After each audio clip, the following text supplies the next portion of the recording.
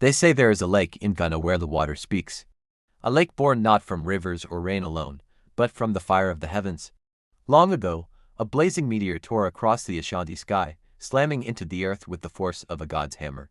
When the smoke cleared, there was a vast crater.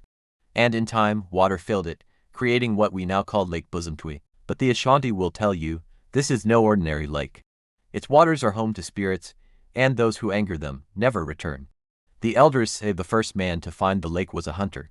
He had been tracking a wounded antelope through thick forest. The animal disappeared into the water.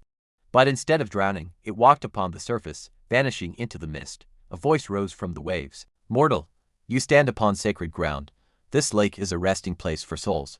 The dead who have left the earth come here to say farewell before crossing into the next world. From that day, Lake Bosomtwe became holy. No one was to disturb its spirits. And one rule was made clear: no fishing with iron, only wooden paddles and hooks, lest the metal anger the souls below. For centuries, the people obeyed. Fishermen paddled quietly in carved canoes, their wooden oars tapping softly against the still water. No one dared break the law, until one dry season. A young man named Kwaku grew desperate. The crops had failed. His family was starving. And wood, he thought, was too slow to bring in enough fish. So he defied the elders. At dawn, he rowed out into the lake with an iron paddle. The air was still, the water calm. At first, it seemed nothing would happen. He cast his net, and fish leapt in, as if the lake itself pitied him.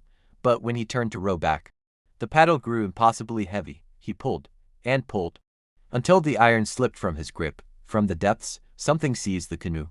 Cold, pale hands reached over the sides, their touch like ice. Faces rose from the water, eyes dark, mouths whispering in voices older than the earth. You have broken the covenant, they hissed. You take without honor.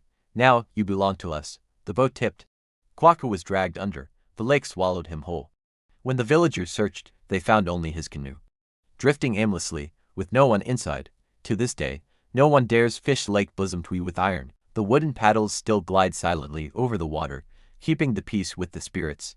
And on quiet mornings, when the mist hangs low, some say they see ripples with no wind, and hear faint splashes, as if someone is still rowing, beneath the surface.